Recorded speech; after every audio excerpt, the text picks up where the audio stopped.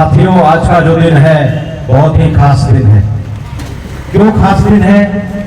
क्योंकि हमारा समाज जागेगा और चोर लुटेरा भागेगा।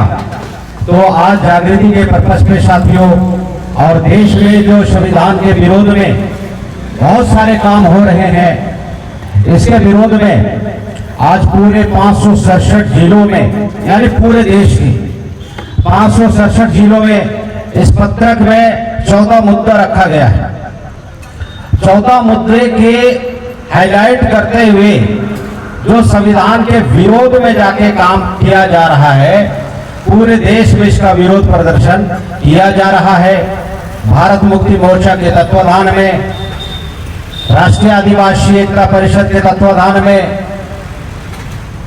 राष्ट्रीय क्रिश्चियन मोर्चा, बहुजन मुक्ति पार्टी, राष्ट्रीय पिछड़ा वर्ग मोर्चा, राष्ट्रीय मूल निवासी महिला संघ, ऐसा करके पूरे देश के अंदर में जागृति का कार्यक्रम रखा गया है। तो साथियों, मेरा नाम रूपनारायण निक्का है और मैं पिछले कुछ वर्षों से लगातार भारत मुक्ति मोर्चा की सानिध्य में रहते हुए जागृति का काम कर रहे हैं और मुझे प्रचारक की जिम्मेदारी लगाई गई है और हम लोग निरंतर काम कर रहे हैं। तो साथियों, यहाँ पे जो विषय रखा गया है, पहला जो विषय है, ये विषय है ईवीएम को हटाकर बैलेट पेपर लागू करने के लिए। ये आज का आक्रोश रैली है। आप लोग यहाँ पे रैली में आए हुए हैं। आप लोग यहाँ पे ईवीएम मशीन को हटाने के लिए यहाँ पे आए हुए हैं। तो ईवीएम मशीन से क्या गड़बड़ी होती है साथियों? ईवीएम मशीन से फ्री, फेयर और ट्रांसपेरेंट चुनाव नहीं होता है, पारदर्शी चुनाव नहीं होता है। आप जिसको चुनना चाहते हैं वो चुन के नहीं आता, जिसको आप नहीं चुनना चाहते हैं वो चुन के आता है। ये समस्या है। तो ये समस्या क्यों है? क्योंकि लोकतंत्र का जो प्राण तत्व है वो प्रतिनिधित्व है। प्रतिनिधित्व बोलने से आप लोगों को लग रहा होगा कि पता नहीं यार ये जो प्रतिनिधित्व शब्द है ये है क्या। तो साथियों, जैसे हम लोग सभी लोग देहात में रहते हैं, मैं तो देहाती आदमी हूं। तो जैसे बचपन में मैं भिंडों को चराता था, आप लोग भी कभी कभी बकरी वकरी को तो चराए होंगे। तो बकरी का जो लीडर होता है वो बकरी ही होता है। जैसे आप देखेंगे कि अभी खेत में दाढ़ में चटनी लगाए हुए हैं, पीला पीला फूल को देख के एक लीडर बकरी दौड़ता है माघापुर की ओर, तो उसके पीछे पीछे दूसरा बकरी भी जाता है कि नहीं जाता है? यानी कि वो पूरे बकरी मंडली का प्रतिनिधित्व कौन कर रहा है? बकरी लीडर कर रहा है। और अगर वो बकरी अनजाने में अपना अगुआ वोट देके ईवीएम मशीन से छल कपट करवा के अगर लकड़ा को अगुआ चुन ले, तो उस बकरी के झूठ का क्या होगा? क्या होगा? मोखोचो की मां मोखोचो पूर्ण कथा की होता बोले, जो लकड़ा अगर एड़ा ही लीडर हो, बकरी का जो लीडर है वो अगर भाग रहेगा तो बकरी का कल्याण होगा कि सत्यानाश होगा? उर्विन मोखो खत्म ना हो। इन्ना का उल्लानो आज के समय में ईवीएम मशीन के द्वारा वैसे ही हो रहा है। अभी बगीचा क्षेत्र में अगर जनता हर्ष कुजूर को चाह रहा है, हर्ष लोकप्रिय जनप्रतिनिधि है। क्या है? लोकप्रिय, यानी कि पब्लिक इसको पसंद करता है। बार की ना, और पतातालार गांव के लोग जब हर्ष कुजूर को ईवीएम मशीन से जितवाने का काम करने का प्रयास करेंगे तो क्या होगा?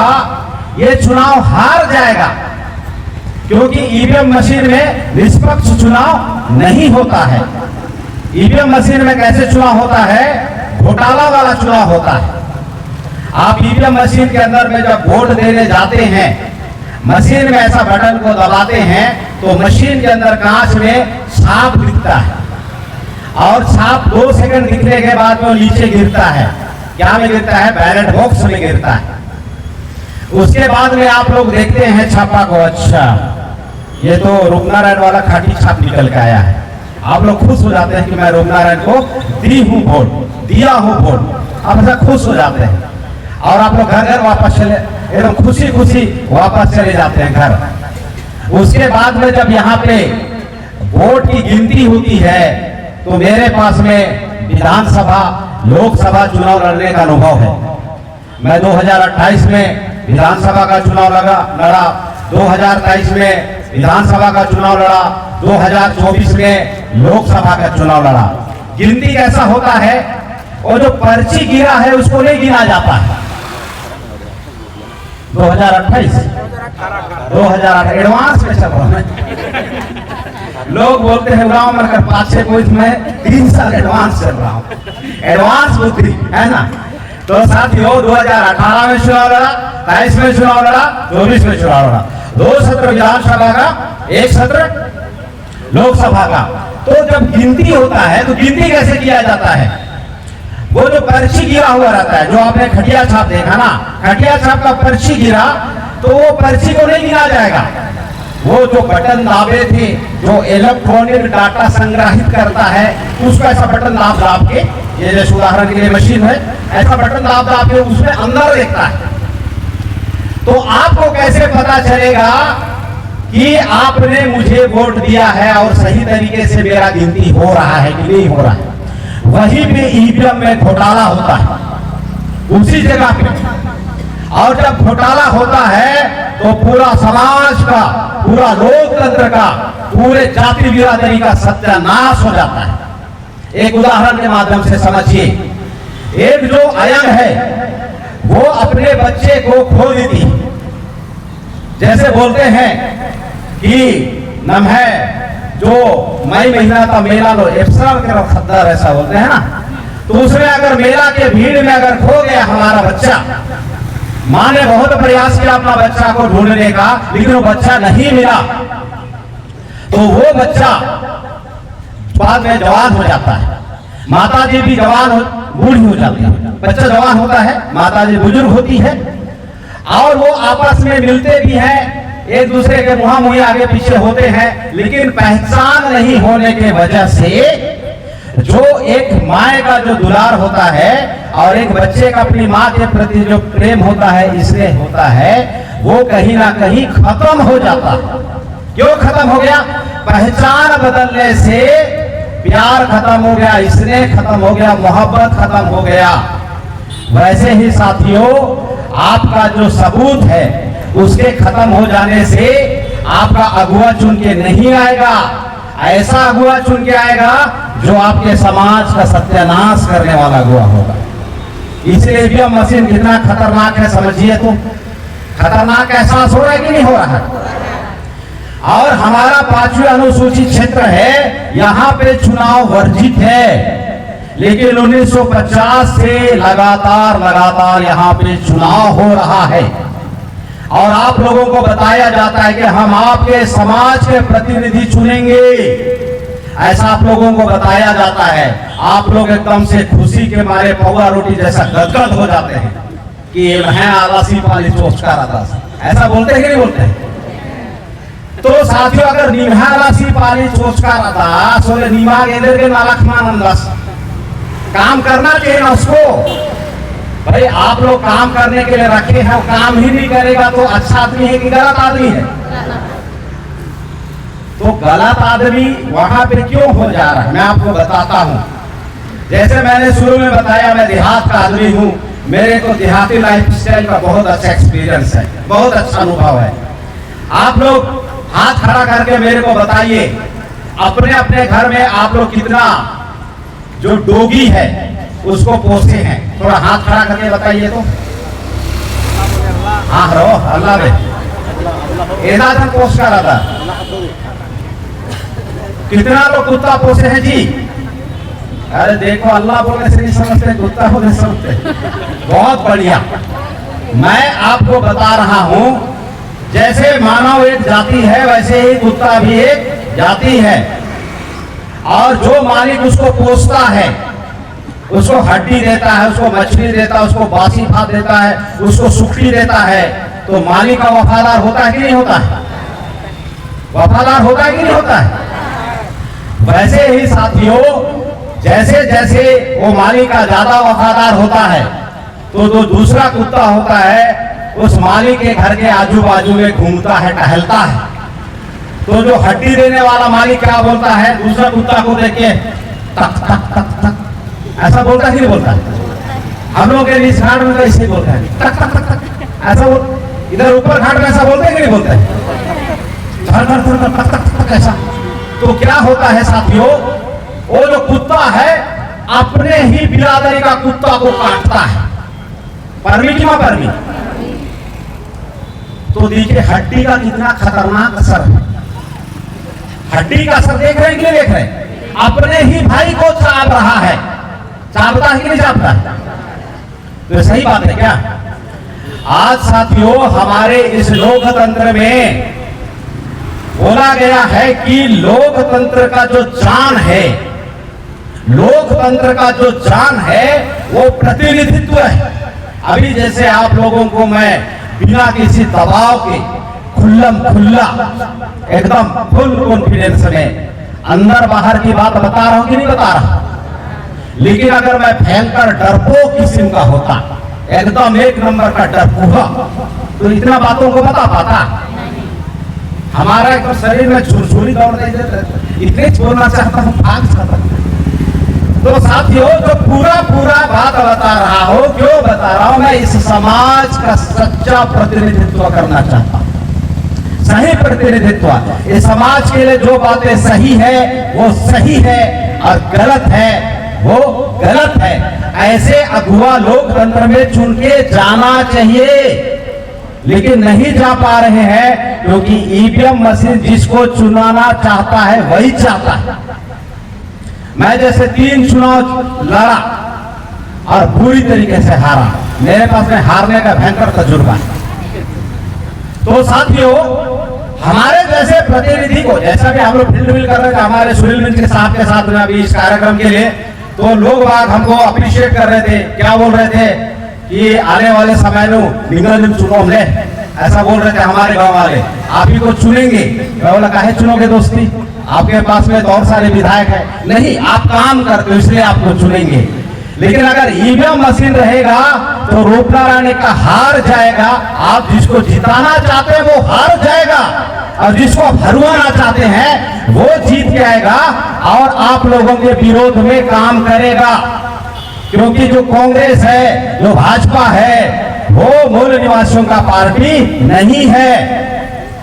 और जो कांग्रेस और भाजपा का मालिक अपने पार्टी के विधायक को अगर वो तक तक तक तक बोलेगा तो किसको काटेगा? किसको काटेगा यार? आपको काटेगा कि नहीं काटेगा? ये है ईवीएम का घोटाला। इसलिए हम लोग कानून और संविधान के दायरे में रहते हुए बैलेट पेपर से चुनाव हो इसका सरकार से मांग कर रहे हैं। इसलिए आज आप लोग यहाँ पे आज जनाक्रोश रैली के आए हुए हैं साथियों। तो अपने समाज का जो लीडर है, सच्चा लीडर ही लोकतंत्र में प्रतिनिधित्व है। लोकतंत्र का जो जान है वो अगुवाई करने में है। अगर अगुआ मिक्स मिलावट हो जाएगा तो समाज का 200% गारंटी है सत्यानाश हो ही जाएगा। मिक्स मिलावट बोलने से पता नहीं हमारे लोगों को समझ में आ रहा है कि नहीं आ रहा है। इसको बढ़िया से उदाहरण के साथ में समझिए। अगर बढ़िया से हमारे पास में देहाती मुर्गा भात रहेगा, उसमें थोड़ा थोड़ा चूहा दवा का छटक के ऐसा ऐसा पॉकेट से, है ना, अरे बाप रे, अच्छा आ गया। तो साथियों ये जो मुर्गा भात है, एकदम गर्मा गर्म जो मुर्गा भात है, उसमें उसका दवाई को थोड़ा थोड़ा सा छिटकाएंगे ऐसा चूहा दवाई को, और मिक्स मिलावट करके अगर मैडम को दिया जाएगा और ये एकदम से चाव से खाएगी तो ये क्या होगी? परलोक सीधा जाएगी। तो मिक्स मिलावट प्रतिनिधित्व इतना खतरनाक है। प्रतिनिधि का काम क्या है साथियों? आदिवासी समुदाय से कितना इंजीनियर पैदा हुए, आदिवासी समुदाय से कितना डॉक्टर पैदा हुए, कितना पॉलिटिकल लीडर पैदा हुए, धार्मिक अगुवा पैदा हुए, इन सभी चीजों को बंदोबस्त करने का काम है। लेकिन वे लोग आज समाज का वृद्धि करने के बजाय, समाज का विकास करने के बजाय समाज के लोगों को आर्टिफिशियल प्रॉब्लम पैदा करके उसको दमन करने का काम किया जा रहा है। आर्टिफिशियल यानी कि बनावटी समस्या पैदा किया जा रहा है। तो आप लोगों को लग रहा होगा कि यार ये बनावटी समस्या कैसे पैदा होता है। मैं बता रहा हूं, बचपन में हम लोग खेल खेलते थे। क्या खेल खेलते थे? एक जो चिरचिटी का कुछ जो नहीं रहता है, इतना लंबा लंबा, थोड़ा सा 2-2 फीट टाइप कैसा चिरचिटी पौधा खोपा, तो हम लोग उसका एक डगाल को ऐसा तोड़ते थे। उसके बाद में हम लोग बोलते थे, ए सुनील, वो आदमी ऐसा देखता था, फिर उसका इधर इधर इधर सब इधर ऐसा ऐसा सटा के नहीं खींच देते थे। उसके बाद में फिर आदमी कैसा होता था, औ औ ऐसा बोलता था। तो हम लोग इसका क्या है कि इसका ध्यान को भटकाए। इसका ध्यान किधर था? वो इस आसपास में था। तो हम लोग उधर देखो, ये बंदा उधर देखा है ना। उसके बाद में हम लोग उसका वैसा खींच लिए और ये आदमी है सो हो रहा है, तो हम लोग हंस रहे हैं। ऐसा खेल कितना लोग खेले? मतलब हाथ खड़ा करो, अरे बाप रे, सब खेले। तो साथियों, आज क्या है, आपके समाज से पॉलिटिकल लीडर पैदा होना चाहिए, सामाजिक लीडर पैदा होना चाहिए, धार्मिक लीडर पैदा होना चाहिए, जो समाज के लिए सच्चे तरीके से काम करे। तो वो पैदा नहीं होने देने के चक्कर में यहां पे बनावटी समस्या पैदा किया जा रहा है आपकी जिंदगी में। बनावटी समस्या है ना। अभी क्या बोल रहा है? अभी जैसे झारखंड एक उदाहरण दे रहा हूं मैं, तो झारखंड में जो हमारे महतो बिरादरी के भाई लोग हैं, जो ओबीसी कैटेगरी में आते हैं, आप लोगों को आजकल आप लोग बड़े एक्सपर्ट हो चुके हैं, सोशल मीडिया देखते हैं, तो वो लोग क्या है, आदिवासी बनने के लिए छटपटा रहा है कि नहीं छटपटा रहा? मैं थोड़ा बहिरा टाइप का आदमी, जोर से बोलोगे तो मैं सुन पाऊंगा। छटपटा रहा है कि नहीं छटपटा रहा है? और जो आदिवासी लोग हैं, वो तुम आदिवासी नहीं बन सकते, उसके लिए छटपटा रहा है कि नहीं छटपटा रहा है? यही है बनावटी लड़ाई लड़वाना। जो मुद्दा नहीं है उसको जबरदस्ती मुद्दा बना के आपको उलझा के रखना, ताकि आप मान सम्मान, स्वाभिमान, शिक्षा, रोजगार और सुरक्षा की ओर अपना दिमाग ना लगा सकें। इतना भयंकर षड्यंत्र आप लोगों के साथ में चल रहा है साथियों। और हम लोग इस बात को आप लोगों को संविधान में जो प्रदत्त अनुच्छेद 19 अपनी भावना अभिव्यक्ति की आजादी के तहत आप लोगों को ये जो भारत मुक्ति मोर्चा का 14 बिंदु का जो मुद्दा है, उस मुद्दे को आपको बताने का प्रयास कर रहे हैं। और आप लोगों के चेहरे की चमक को देखते हुए मेरे को ऐसा लग रहा है कि आप लोगों को बात समझ में आ रहा है। समझ में आ लेना। तो साथियों, इसीलिए ईवीएम मशीन का आप लोगों को विरोध करना है, पुरजोर विरोध करना है, कानून के दायरे में विरोध करना है, संविधान के विरोध में, संविधान के दायरे में रह के विरोध करना है, ताकि आपका जो मत है आने वाले समय पे आपका जो योग्य प्रतिनिधि है उसी को पढ़ना चाहिए। तब जाके लोकतंत्र रह जाएगा। अगर आपका पसंदीदा गुरु अगर जीत के नहीं जा रहा है, इसका मतलब ठगी होने का काम किया जा रहा है। समस्या का समाधान नहीं होगा, क्योंकि समस्या का जो जड़ है, उस जड़ को जब आप पकड़ेंगे, उस जड़ को जब आप समझ पाएंगे साथियों, तभी हम लोग इसका उपाय कर पाएंगे। और दूसरा नंबर का जो विषय है साथियों, ओबीसी वर्ग की जाति समूह का जाति आधारित जनगणना। तो आप लोगों को लग रहा होगा कि यार ये जो भारत मुक्ति मोर्चा के लोग हैं, बहुजन मुक्ति पार्टी के लोग हैं, खुद तो रूपनारायण का आदिवासी है, लेकिन ओबीसी का जाति आधारित जनगणना के पीछे नहा धोआ के पड़ा हुआ है। एक ऐसा टाइप का लीडर है, आप लोगों का ऐसा लग रहा होगा। मैं आप लोगों को थोड़ा सा खुलासा करता हूं। देखिए, एक समय के नाश्ते के लिए गिनती बहुत जरूरी होता है। अगर आपके पास में अगर 100 समोसा है, आप लोग जैसे समोसा बनाए हुए हैं, 100 समोसा है, और अगर आप लोगों को पता नहीं कि समोसा को कितने लोगों के बीच में बांटना है, आप सही से बांट पाओगे क्या? अभी यहाँ पे भीड़ का हिस्सा है, मुझे पता नहीं कि यहाँ पे कितना भीड़ है। और 100 ठो समोसा अगर मैं बांटना शुरू करूं तो 100 ठो समोसा पूर पाएगा कि नहीं पूर पाएगा? मेरे को गिनता ही पता नहीं है। अगर मैं पहले गिन लूं 1 2 3 4 5 6 7 8 ऐसा करके मैं गिन लूं और संख्या अगर यहाँ पे 250 है तो मैं समोसा को कितना टुकड़ा करूंगा? 250 टुकड़ा करूंगा, तब जाके एक टुकड़ा दूंगा। पूरेगा कि नहीं पूरेगा? और एकदम से गोया टाइप का मैं ले समोसा ऐसा बांट दूंगा और बाकी लोगों को पूरेगा क्या? तो साथियों, जो आदमी बिना गिनती के बांटे वो कैसा आदमी है? बेवकूफ आदमी है कि नहीं है? हम लोग देहात में उसको नहीं बोलते साला कैसा गधा टाइप का आदमी, ऐसा बोलते हैं कि नहीं बोलते? हम लोग और भी बोलते बहुत बड़ा उल्लू का पट्टा, ऐसा बोलते हैं कि नहीं बोलते? तो साथियों, 1921 के बाद में आज तक ओबीसी की जाति आधारित जनगणना नहीं हुआ है और ओबीसी की जो संख्या है पूरे देश में 52% है। आधा भारत है। आधा भारत के लोगों को 100 साल से, अभी 2025 चल रहा है और 7 साल के बाद में 100 साल हो जाएगा ना, तो मैं जैसे एडवांस में 2028 बोल रहा था तो अभी एडवांस में 2021 बोल देता हूं। 100 साल तक बेवकूफ बनाने का काम करने का काम कौन कर रहा है? केंद्र सरकार कर रहा है और प्रशासन कर रहा है। कौन कर रहा है? और आप लोग ऐसे ठगवा सरकार से उम्मीद करते हैं जल जंगल जमीन हमारा है ना? ऐसे ठगवा सरकार से आप उम्मीद कर रहे हैं हम लड़ेंगे जीतेंगे। कौन ठग रहा है? सरकार ही ठग रहा है और आप लोग ठगा रहे हैं। तो जब साथियों समस्या ही नहीं पता रहेगा तो लड़ाई कैसे लड़ोगे?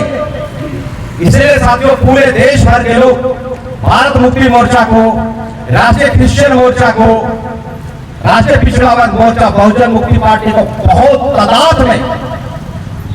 तादाद में पसंद कर रहे हैं और बड़ी तेजी से पूरे देश भर में जुड़ रहे हैं। इसी कड़ी में आज हमारे पूरे देश भर के 567 जिलों में ये कार्यक्रम जागृति का चल रहा है साथियों। इसीलिए आज आपको जनाक्रोश रैली के लिए बुलाया गया है और वहां पे जब हम लोग नारा लगाएंगे, है ना, नारा क्या रहेगा? कांग्रेस बीजेपी ने क्या किया? आपको बोलना है देश का सत्यानाश किया।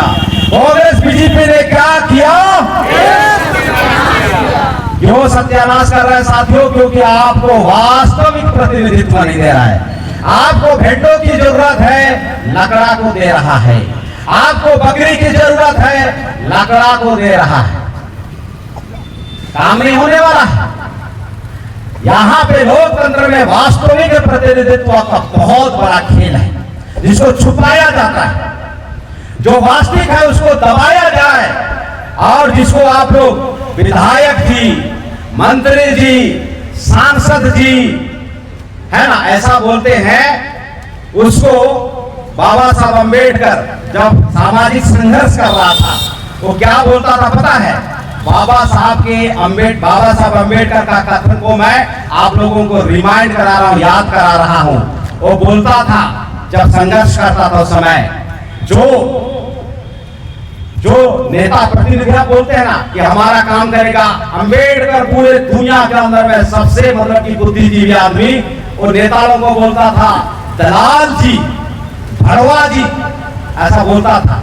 आप आजकल क्या बोलते हैं? विधायक जी, मंत्री जी, सांसद जी, नमस्कार जी, ऐसा बोलते हैं कि नहीं बोलते? बाबा साहब अम्बेडकर क्या बोलता था? क्या बोलता था? मैं बहिरा आदमी हूं यार, क्या बोलता था? ये बाबा साहब अम्बेडकर का कथन है साथियों। बाबा साहब ऐसे समाज को जगाने के लिए बोलते थे कि जिसको आप अपना नेता समझ रहे हो भैया, वो आपका नेता नहीं है, वो तो पार्टी का नेता है। पार्टी का प्रतिनिधित्व करता है, समाज का प्रतिनिधित्व नहीं करता है। इतना फर्क आ जाता है। इसीलिए तो 1947 से लेकर 2025 तक आपके समस्या का समाधान ही नहीं हुआ। नहीं तो आज अगर समस्या का समाधान हो जाता तो हम लोग यहाँ पे क्यों बैठ रहे होते? हम लोग अपने घर में आराम से बैठ के नहीं रह रहे होते। अभी यहाँ पे आने के पीछे का कारण ही यही है कि हमारे पास में समस्या है। और समस्या किनके पास में होता है साथियों? जो गुलाम होता है उसके पास में समस्या होता है, और जो शासक होता है उसके पास में किसी तरह का कोई भी समस्या नहीं होता। इस बात को बढ़िया से समझिए। हमारे लोगों को किसके ऊपर में समस्या आएगा, किसके ऊपर में समस्या नहीं आएगा, इसका हमारे पास में जानकारी नहीं है। जो गुलाम होता है उसके पास में हजारों तरह की समस्या होती है, और जो वास्तव में आजाद होता है उसके पास में किसी तरह का कोई समस्या नहीं होता है। आज के बाद में अगर आपके जिंदगी में अगर बार बार समस्या दस्तक दे, अपने आप को बताना भैया हम इस व्यवस्था के गुलाम हैं, इसलिए समस्या आ रहा है। मालिक होते तो समस्या नहीं आता। इतनी गंभीर बात है, और इतनी गंभीर बातें आपको भारत मुक्ति मोर्चा के मंच में ही सुनने को मिलेगा। भारत मुक्ति मोर्चा क्या है? जहां पे पूरे संगठन के लोग, जमाने भर के संगठन के लोग सच्चाई को छुपा के घुटना टेक देता है, अब हमसे ये नहीं होगा, उसी जगह से भारत मुक्ति मोर्चा शुरू होता है। और आज आप लोग भारत मुक्ति मोर्चा के जनक रोष रैली में आए हुए हैं, और अभी कुछ समय के बाद में धुआंधार रैली होगा साथियों। और ये जो हमारा जशपुर शहर है, ये पूरा आपके बुलंद आवाज से और जयकारा के नारों से पूरा एकदम से गूंज जाएगा। तो जनाक्रोश रैली करने के लिए तैयार हैं? अरे वाह, बहुत बढ़िया, जोश खरोश से बहुत भरे हुए साथियों। और आने वाले समय पे तीसरा नंबर है आदिवासियों पे हो रहे अन्याय अत्याचार के विरोध में। चौथा मुद्दा है, चौथा मुद्दा के ऊपर में मैं हमारे अन्य साथी उनके पास में छोड़ूंगा। मैं कम समय में हमारे पास में जो ज्यादा से ज्यादा मैं कवर कर सकूं उसको मैं कवर करूंगा। तो आदिवासी के ऊपर में क्या अत्याचार हो रहा है साथियों? आदिवासी जैसे संविधान में जो प्रदत्त अधिकार का देखा जाए, 1950 में जो संविधान लागू हुआ, वो संविधान में जो प्रदत्त अधिकार है वो क्या प्रदत्त अधिकार है? अनुच्छेद 244 5वीं अनुसूची, आरक्षित इलाका, वर्जित इलाका, यहाँ पे लैंड ऑफ ऑनर आदिवासी है, वो अपनी कार्यपालिका शक्ति का विस्तार स्वयं कर सकता है। इतना अधिकार आदिवासी को संविधान ने दिया, मालिकाना अधिकार दिया। मालिक क्या है? जैसे आप अपने घर के 100% मालिक हैं, आप अपने घर के 100% मालिक हैं, अपने घर का हर निर्णय आप स्वयं लेते हैं। उसी तरीके से जो रिजर्व इलाका है, जो 5th शेड्यूल है, उसमें सर्वसम्मति से अधिकार निर्णय लेने का आदिवासियों का है। लेकिन पिछले 75 सालों से आज तक अगर आदिवासियों को अगर अपनी कार्यपालिक शक्ति का विस्तार करने का मौका अगर नहीं मिला है, यही अन्याय और अत्याचार है। घर आपका है और कोई बाहरी आदमी, कोई विदेशी आदमी आपके घर में आज आप क्या खाओगे, आज आप कैसे रहोगे, आपके घर में अगर भयंकर दखलंदाजी करेगा तो आप मालिकियत टाइप का एहसास कर पाएंगे क्या? आपको ऐसा फील हो पाएगा क्या कि ये मेरा घर है? आज 5वीं अनुसूची वही है, अधिकार आपका और दखलंदाजी किसी दूसरे का। तो ये बहुत भयंकर आप लोगों के ऊपर में अन्याय अत्याचार का मामला है। जो मालिक है उसको रोड पे सुताओ, जो मालिक है उसको रोड पे सुताओ, उसका घर से उसको भगाओ, ये है अत्याचार। जब हम लोगों को पता ही नहीं चलता है कि भाई क्या हक है, क्या अधिकार है, तो हमको तकलीफ नहीं होता है। जब ज्योतिबा फूले साहब अपने जीवन के संघर्ष के समय में उनको एक शादी का निमंत्रण आता है, शादी का निमंत्रण आता है, तो वो शादी पे जाते हैं तो पुणे के बहुत बड़े ठेकेदार महात्मा ज्योतिबा फूले, 1800 ईस्वी की बात बता रहा हूं, अपने मित्र के शादी में गए, उसका पहनावा ओढ़ावा पूरा गजब, पूरा सफेद सफेद धोती, सफेद सफेद शर्ट और पूरा सफेद पगड़ी बांध के आदमी लंबा चौड़ा, गजब पर्सनालिटी। शादी में जाता है, शादी में उसकी जाति पूछा जाता है और जब वो अपनी जाति बताता है कि मैं माली जाति से हूँ, ओबीसी से हूँ, आपको सुन के हैरानी होगा, ज्योतिबा फुले को धक्का मार के निकाल दिया जाता है शादी से। जो आदमी उस समय में पूना में ठेका ले लेके निर्माण कार्य कराता था, करोड़पति आदमी, ऐसा थोड़े ना कि फटीचर और रोडपति, करोड़पति आदमी उस समय का, उसको धक्का मार के निकाला जाता है शादी से। और उसको अपने मान सम्मान का, वो मान सम्मान और स्वाभिमान जब खतरे में दिखता है तो गुस्से से बिलबिला जाता है कि कैसी व्यवस्था है, इस व्यवस्था में हमें धक्का देने का काम किया जा रहा है। इस तरीके से साथियों, उसको अपने मान सम्मान स्वाभिमान का बोध होता है और जब गुस्से में वो शादी को छोड़ के वो ऐसे गैलरी से जा रहा होता है तो दूसरा एक ओबीसी जाति का आदमी वो हंसता है। इसमें कौन सी बड़ी बात है भाई, हम तो सदियों से इस तरीके से धुतकारे जा रहे हैं। तो साथियों, वो भी ओबीसी जाति का आदमी, ये भी ओबीसी जाति का आदमी, लेकिन एक आदमी को मान सम्मान स्वाभिमान पता तो उसको तकलीफ हो रहा था, दूसरा आदमी को मान सम्मान स्वाभिमान पता नहीं था, उसको तकलीफ नहीं हो रहा था। इसी को बाबा साहब अम्बेडकर ने क्या बोलता है पता है, आप हमारे समाज के लोगों का जो जंजीर है गुलामी का, उसको खाना कूटा से लेकर तोड़ने का काम मत करो, उसको प्रबोधन के दरमियान में, प्रचार प्रसार के दरमियान में एहसास कराओ कि आप गुलाम हैं। और जिस दिन उसको एहसास हो जाएगा, क्या करेगा साथियों, अपनी गुलामी की जंजीर को खुद ब खुद तोड़ देगा। क्या करेगा, खुद ब खुद तोड़ेगा। आप ये जरूरत महसूस नहीं होगा, चाह रहे हैं ये गुलामी सारा इसका भी इधर उधर ऐसा झटक फटक के छोड़ देगा।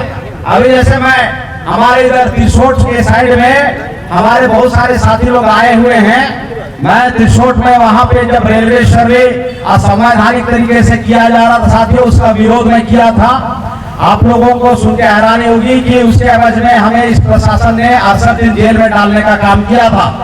तो मैं जेल के अंदर में था, तो जेल के अंदर में एक हमारे आदिवासी भाई, उसको दारू पीने के इल्जाम में उसको जेल में डाला गया था। और वो उधर पत्थरगांव पाकरगांव साइड का आदमी था और वो आदिवासी को आजाद पसंद इतना ज्यादा है, आप लोगों को सुन के हैरानी हो जाएगी। मैं खुद सबूत उस बात का कि जेल के अंदर में था, वो आदिवासी 2 बार हथकड़ी को ऐसा तोड़ दिया, 2 बार तोड़ दिया। आपको तोड़ने बोलेंगे तो फिर आप तोड़ नहीं पाएंगे, उस आदमी ने 2 बार तोड़ दिया, 2 बार ऐसा तोड़ देता था। ये हमारे जो जिला जसपुर जेल के अंदर की घटना बता रहा हूं मैं। तो जिस बंदे को एहसास होता है कि मुझे गुलाम बनाया जा रहा है, उसको छटपटाहट होता है और वो गुलामी के जंजीर को स्वतः तोड़ देता है। वो मेरा सहारा नहीं लिया, रुकनारायण भाई इधर आना यार, इसको तोड़ने में मदद कर, ऐसा नहीं, वो खुद ही तोड़ दिया है, तोड़ देंगे इस का। तो साथियों, बाबा साहब अम्बेडकर ने बोला कि गुलामी का एहसास करा, खुद तोड़ देगा। और ये जो हमारी लड़ाई चल रही है, संवैधानिक लड़ाई है, हम कोई असला बारूद ला के ऐसा नहीं कर रहे, है ना, ऐसा नहीं कर रहे, किसी को ला के अभी माता हूं तेरे को, ऐसा और काम नहीं चल रहा है। ये संविधान के दायरे में रहते हुए ये विधिवत कार्य हो रहा है। संविधान ने अधिकार दिया, हम उसका इम्प्लीमेंटेशन संविधान के दायरे में करना चाह रहे हैं। अगर लैंड ऑफ ऑनर आदिवासी है तो उसको होना ही चाहिए, लेकिन होना चाहिए का पूर्व शर्त है आपको पता होना जरूरी है। आपको पता होगा तब तो आप शक्ति का निर्माण करेंगे। आपको पता ही नहीं है कि भाई मेरे को इस शादी से क्यों निकाला जा रहा है धक्का मार के, मेरे को 5वीं अनुसूची लाके से क्यों निकाला जा रहा है, हमारा जमीन 5वीं अनुसूची में क्यों जनरल को दिया जा रहा है। अगर इसका एहसास होगा तो लड़ाई लड़ोगे ना यार। आपको तो ऐसा एहसास होगा कि नहीं, तहसीलदार बहुत बड़ा अधिकारी है, एसडीएम बहुत बड़ा अधिकारी है और कलेक्टर उससे भी बड़ा अधिकारी है। तो हम लोग क्या करेंगे, हम लोग करना शुरू करते हैं। डरोगे तो जमीन बचा पाओगे क्या? संविधान बोल रहा है 244 अनुच्छेद के तहत कि आदिवासी जल जंगल जमीन का मालिक है और शासन प्रशासन उसका उल्टा व्यवहार कर रहा है, अन्याय हो रहा है, अत्याचार हो रहा है, संविधान के विरोध में काम हो रहा है साथियों। और आपको इसकी लड़ाई स्वयं लड़ना पड़ेगा। समस्या अगर हमारा है तो समाधान अटल बिहारी नहीं होगा। अगर समस्या हमारा है तो समाधान अटल बिहारी नहीं होगा, क्योंकि साथियों जिसका घर में जोड़ो होता है खपरा से, उसी को खपरा को छानना पड़ता है कि नहीं छानना पड़ता है। अगर उम्मीद करेगा कि मेरा जो खपरा है उसको त्रिशोट का मनिहर लगा छानने आएगा तो उसके आते आते तो मेरा घर गिर जाएगा कि नहीं गिर जाएगा। तो इस सामाजिक लड़ाई में अपनी अपनी जिम्मेदारी को सुनिश्चित करना पड़ेगा। मैं आप लोगों से पूछना चाहता हूं, कौन कौन अपनी जिम्मेदारी को सुनिश्चित करना चाहता है? थोड़ा हाथ खड़ा करके बताएंगे हमें। आयन बगारो लड़ाई मारो का निमा हिस्सा तम की देर तो निमा के मिलना पड़ा ना। अपना अपना हिस्सा का लड़ाई लड़ने के लिए आप लोग अपना अधिकार को, अपना जगह को सुरक्षित कीजिए साथियों। आप यकीन रखिए हमारे लीडरशिप में, हमारे नेतृत्व में आप लोगों का एक बाल का बांका भी आप लोगों का बांका नहीं होगा। एक बाल बिछड़ने नहीं दूंगा और आप लोगों को मालिक बनाऊंगा। मैं वादा है आप लोगों से, एक बाल का बांका भी आप लोगों का नहीं होगा। और आप लोग कानून और संविधान के दायरे में बेहद प्रभावी तरीके से आप आने वाले समय पे फिर शेड्यूल का मालिक बनने वाले हैं। तो आपने मालिक लोगों के लिए एक बार जोरदार ताली यार। अरे वाह, धन्यवाद धन्यवाद। उसके बाद में साथ में एक आखिरी टॉपिक को कवर करता हूं, क्योंकि पूरे देश भर में ये जो मामला है ये बहुत भयंकर टाइप का मामला है। और इस बात को मैं बहुत लंबा समय नहीं लूंगा, 5 मिनट के अंदर इसको मैं क्लियर कर देता हूं मैं, ताकि आप लोगों को बीमारी समझ में आ सके। और ये जो मुद्दा है साथियों, यहां पे लिखा हुआ है कि मुसलमान धर्म को मानने वाले लोग, ईसाई धर्म को मानने वाले लोग और बुद्धिज्म को मानने वाले, बौद्धिस्ट धर्म को मानने वाले जो लोगों के ऊपर में पूरे देश में, पूरे जशपुर में साथियों, पूरे देश में जो अन्याय अत्याचार हो रहा है उसके संदर्भ में मैं बातों को यहाँ पे रखूंगा। उसके बाद में अपनी बातों को समाप्त करूंगा। वो बातें क्या है?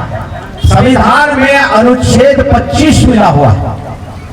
संविधान में अनुच्छेद 25 मिला हुआ है और अनुच्छेद 25 आपको क्या बोलती है कि हर नागरिक को अपनी अंतरात्मा के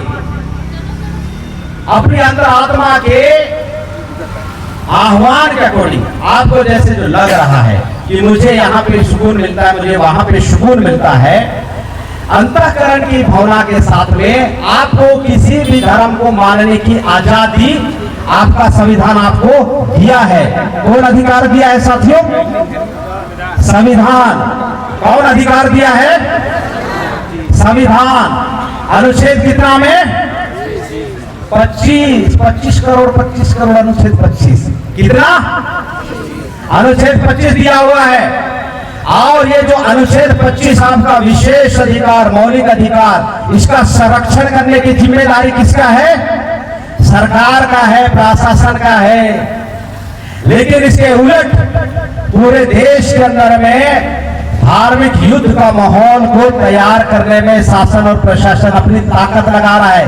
संविधान क्या बोल रहा है कि देश के अंदर में जो विभिन्नता में एकता होनी चाहिए, बाबा साहब अम्बेडकर को पता था, संविधान लिखने वाले को पता था। उन्होंने अनुच्छेद 25 को उन्होंने लिखा पहले ही, और हर किसी को धार्मिक स्वतंत्रता का अधिकार दिया कि अंतःकरण की भावना के साथ में हर कोई को यहाँ पे स्वतंत्रता मिलेगी कि वे मान सकता है। अभी क्या हो रहा है साथियों? अभी हो रहा है कानून और संविधान के विरोध में जाकर, कानून और संविधान के विरोध में जाकर, संविधान के विरोध में कानून बनाने का प्रयास। जब संविधान बोल रहा है, पूरे जिसे देश चलता है, संविधान बोल रहा है कि धार्मिक आजादी अनुच्छेद 25 आपको प्रोवाइड करती है, तो सरकार के द्वारा, प्रशासन के द्वारा, उसके समर्थकों के द्वारा उस संविधान के विरोध में संविधान विरोध का काम किया जा रहा है। आप नहीं मान सकते, आप नहीं मान सकते। आप किसको मानोगे? हम जिसको बोलेंगे उसको मानना पड़ेगा। संविधान के विरोध में जबरदस्ती थोपने का काम किया जा रहा है। प्रशासन के लोगों को संरक्षण देने का काम। अभी जैसे मैं कल प्रचार प्रसार कर रहा था, जसपुर चलो, जसपुर चलो, भारत मुक्ति मोर्चा के तत्वाधान में 15 अक्टूबर आक्रोश रैली जसपुर चलो, ऐसा मैं प्रचार प्रसार कर रहा था। और प्रचार प्रसार करते करते मुझे शिरोगा जाने का मौका मिला और शिरोगा गया तो मुझे पत्र बांटते बांटते मुझे वहां की स्थिति का पता चला। स्थिति का पता क्या चला कि शिरोगा के जो लोग हैं साथियों, वे यहाँ पे हमारे जिला प्रशासन को विधिवत परमिशन लेने के उन्होंने लेटर लगाया और यहाँ पे जो धार्मिक उन्माद फैलाने के लिए जो गिरोह के रूप में काम कर रहे हैं, उनके द्वारा बताया गया, हमारे शिरोगा के साथियों के द्वारा बार बार टेलीफोनिक दबाव देके यहाँ का जो प्रशासनिक अमला है उसके ऊपर में नियंत्रण करने का काम किया गया। बार बार फोन के माध्यम से उनके ऊपर में दबाव किया जा रहा था और अंतिमतः हमारे जो शिरोगा ग्राम के जो हमारे मूल निवासी साथी हैं, उन्हें वो कर्मानाश्रय का परमिशन नहीं मिला और ऐसा हमें बताया गया कि सरपंच महोदया के माध्यम से वो बोला ये हमारा मौलिक अधिकार है, हम नाचेंगे और अगर इसमें किसी तरह का अगर कोई घटना घटेगा तो इसका जवाबदेही प्रशासन होगा। ऐसा उसके द्वारा में बोला गया और वो पूरा का पूरा जो इलाका है साथियों, वो पूरा कर्फ्यू के बराबर में हो गया। संविधान बोल रहा है कि आप अंतःकरण की भावना से आप स्वतंत्र हैं, जिसको मर्जी आप मान सकते हैं, लेकिन यहाँ पे अनुच्छेद 25 का वायलेंस करने का काम यहाँ का प्रतिनिधि मंडली कर रहा है। प्रतिनिधि मंडली कर रहा है, वो दबाव दे रहा है प्रशासन के लोगों को। अब प्रशासन की जो ड्यूटी क्या है साथियों, वो संविधान में आपके मौलिक अधिकार को संरक्षण करने के लिए यहाँ पे नौकरी कर रहा है। परमिशन शिरोगा वालों को देना चाहिए और जो संविधान के विरोध में आर्टिकल 25 का वायलेंस कर रहे हैं, उन्हें वो बंदोबस्त करने का काम करना चाहिए कि तुम गैर संवैधानिक तरीके से आप हमारे ऊपर में दबाव नहीं बना सकते। क्योंकि अगर संविधान ने हर किसी को यहाँ पे धार्मिक स्वतंत्रता का मौलिक अधिकार दिया है तो आप उसको हनन करने वाले होते कौन है? आपके ऊपर में कॉन्स्टिट्यूशन के वायलेंस करने का अगर आपको मुकदमा दर्ज करा दिया तो आपके लेने के देने पड़ जाएंगे। लेकिन व्यवहार यहाँ पे जो लोग संविधान के पक्ष में रहते हुए अपने मौलिक अधिकार को उपयोग करना चाह रहा है, उसको मना किया जा रहा है और जो संविधान के विरोध में जाकर संविधान द्रोह करने का काम कर रहा है, देश द्रोह करने का काम किया जा रहा है, प्रशासन के द्वारा उन्हें संरक्षण देने का काम किया जा रहा है। मामला इतना भयंकर है। तो साथियों, इसीलिए हम लोग पूरे देश के अंदर में भारत मुक्ति मोर्चा के तत्वाधान में, बहुजन क्रांति मोर्चा के तत्वाधान में हम लोग जनाक्रोश रैली कर रहे हैं कि पूरे देश के अंदर में कोई भी संगठन हो, कोई भी पॉलिटिकल पार्टी हो, कोई भी व्यक्ति विशेष हो, संविधान के विरोध में काम करने की इजाजत नहीं दिया जाएगा। क्या नहीं दिया जाएगा साथियों? संविधान के विरोध में काम करने का इजाजत नहीं दिया जाएगा। क्या करने नहीं दिया जाएगा साथियों? अरे मैं थोड़ा सा भैया किस्म का आदमी हूं, थोड़ा सा जोर से बोलेंगे तो मैं सुनूंगा। क्या करने नहीं दिया जाएगा साथियों? इसीलिए आज जनाक्रोश रैली पूरे देश के 567 जिलों में किया जा रहा है। हम लोग अपने मौलिक अधिकार का संरक्षण संविधान और कानून के दायरे में करना चाहते हैं और इसमें पूरा देश के अंदर में जो न्याय को, समता को, स्वतंत्रता को, बंधुता को मानता है, ऐसे सभी साथी आज सड़कों पे हैं साथियों। और हम लोग आने वाले समय पे जो संविधान के सम्मान में पूरा बहुजन समाज, मूल निवासी समाज मैदान में है साथियों। एक बार जोरदार उद्घाटन हो जाए संविधान के सम्मान में। भारत मुक्ति मोर्चा मैदान में, भारत मुक्ति मोर्चा मैदान में, मूल निवासी साथी मैदान में, ऐसा बोल सकते हैं। संविधान के सम्मान में भारत मुक्ति मोर्चा मैदान में। और थोड़ा बुलंद आवाज साथियों, इतना में तो मक्खी भी नहीं डरने वाला है। संविधान के सम्मान में भारत मुक्ति मोर्चा मैदान में मूल निवासी जागेगा, और लुटेरा भागेगा। बहुत बहुत धन्यवाद साथियों। जय मूल निवासी, जय इंदिरा, जय विरसा, जय क्रांति।